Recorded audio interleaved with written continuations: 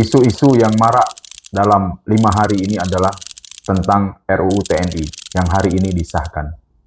Ramai orang bilang ada upaya menggiring akan kembali ke Orde Baru. Ada usaha untuk menghidupkan Dwi Fungsi ABRI lagi. Ini wajar kalau ada yang berpikiran seperti itu, mengingat presidennya hari ini adalah Prabowo Subianto, yang merupakan salah seorang tokoh pada masa Orde Baru. Menteri Pertahanannya adalah Sapri Samsudin, teman dekat Prabowo yang juga merupakan tokoh pada masa Orde Baru. Saya sebagai salah seorang aktivis tahun 98, waktu saya menjadi Ketua Senat mahasiswa Universitas Jambi di tahun 1997 dan ikut dalam gerakan reformasi tahun 98, sangat mengetahui sepak terjang beliau berdua pada masa Orde Baru.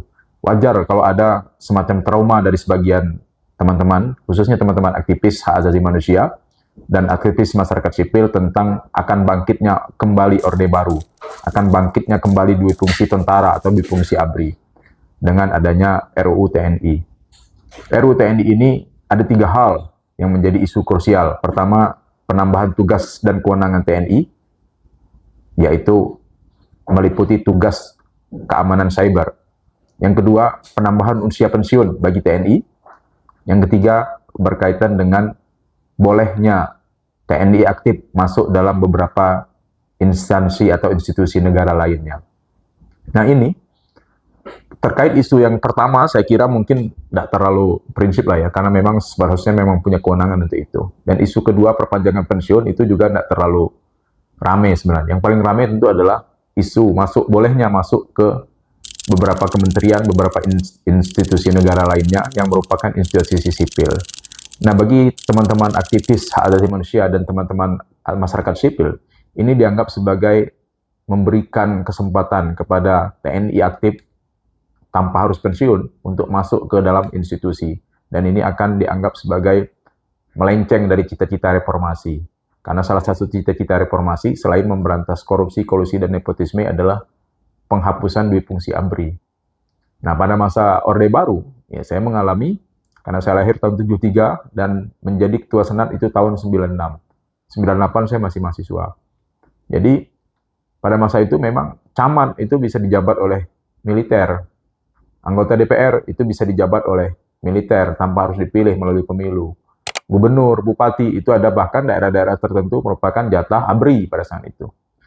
Nah, ini yang mungkin menjadi trauma bagi teman-teman aktivis hak asasi manusia dan aktivis masyarakat sipil, kalau ini terjadi lagi di masa pemerintahan Prabowo Subianto, karena beliau adalah seorang tokoh jenderal yang memang seorang jenderal lapangan ya. Nah, tapi menurut saya ini nggak ada masalah ya menurut saya, karena sebelumnya di masa sekarang, di masa reformasi, ada 2 institusi yang juga masuk ke dalam instansi pemerintahan, yaitu adalah kepolisian. Nah, selama ini kepolisian juga mengisi pos-pos sipil. Ada anggota polisi aktif menjadi sekretaris jenderal kementerian, ada menjadi inspektur jenderal kementerian. Ya banyak jabatan-jabatan diisi oleh unsur kepolisian yang aktif, polisi aktif. Nah, termasuk juga unsur jaksa. Jaksa aktif banyak yang tidak melepas status jaksanya, tetapi mereka tetap menduduki jabatan di kementerian lainnya. Ya memang mungkin beda ya. Jaksa ya memang sipil, beda dengan polisi dan TNI. TNI dan Polri beda dengan jaksa. Tapi untuk fungsional lain seperti kami misalnya dosen. Dosen kalau dia mau menjabat di Kementerian Dalam Negeri misalnya, dia harus nonaktif dosennya. Sementara jaksa tidak. Nah, polisi juga tidak. Nah, jabatannya tetap. Nah, itu yang membuat kemudian saya kira ya nggak ada masalah. Ya, di dalam undang-undang artinya memungkinkan, termasuk artinya memungkinkan juga kita yang sipil untuk misalnya bergabung di instansi tentara TNI atau Polri. Nah, di jabatan-jabatan yang memungkinkan. Tapi kalau misalnya jabatannya teknis, ya masa iya seorang sipil kemudian jadi komandan kompi kan ya nggak mungkin. Tapi misalnya untuk mengisi misalnya seorang dokter mengisi jabatan direktur dari pemerintahan sipil, kemudian mengisi pos menjadi direktur rumah sakit TNI. Saya kira itu nggak ada masalah. Nah, termasuk juga artinya kebalikan sekarang yang jadi isu ramai. Mengapa harus? Dan itu kan tidak semua instansi pemerintah boleh dimasuki TNI. Nah, ada beberapa instansi yang ada kaitannya dengan tugas-tugas ketentaraan. Nah, saya kira ini justru baik malah ya. Kenapa? Karena kita tahu bahwa untuk jadi tentara atau jadi polisi itu syaratnya betul-betul ketat. Pertama, yang tidak cukup sekedar pintar, tapi juga fisik mereka juga harus bagus. Nah, karena fisik mereka bagus, IQ-nya bagus, artinya mereka adalah sumber daya manusia unggul di Indonesia. Sayang kalau tenaga mereka, kualitas sumber daya manusia yang baik di TNI dan Polri itu tidak dimanfaatkan apabila ada jabatan-jabatan sipil membutuhkan SDM mereka. Nah, bukankah mereka itu melalui proses yang panjang dan itu dari segi terpenuhinya sumber daya manusia. Kemudian dari segi politik, ya tentara ini kan perlu diberi ruang juga ya, karena selama Orde Baru, tentara ini relatif perannya tidak lebih banyak daripada peran polisi, dan itu dapat memicu ya kesenjangan sosial, kecemburuan sosial dari kalangan tentara terhadap polisi. Oleh karena itu saya kira diberi mereka porsi yang sedikit lebih banyak daripada sebelumnya dalam pemerintahan, ya saya kira sah-sah saja. Yang kedua, yang ketiga, kalau dikatakan apakah ini melenceng dari cita-cita reformasi, ya saya kira enggak. Karena yang direformasi itu kan adalah bahwa semua jabatan, bahkan ada DPR itu harus diisi oleh unsur TNI, Polri, atau unsur ABRI pada saat itu, tanpa melalui proses pemilihan. Nah sekarang kan nggak sampai begitu.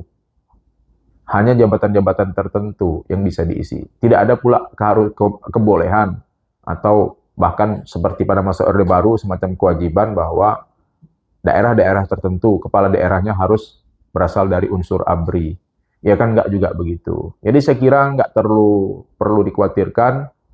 Ya kita lihat, wait and see, lihat dinamika perkembangannya. Kalau memang ternyata nanti ada perubahan-perubahan, ya artinya itu kita bisa judicial review ke Mahkamah Konstitusi. Kalau ternyata melenceng dari cita-cita yang sebenarnya.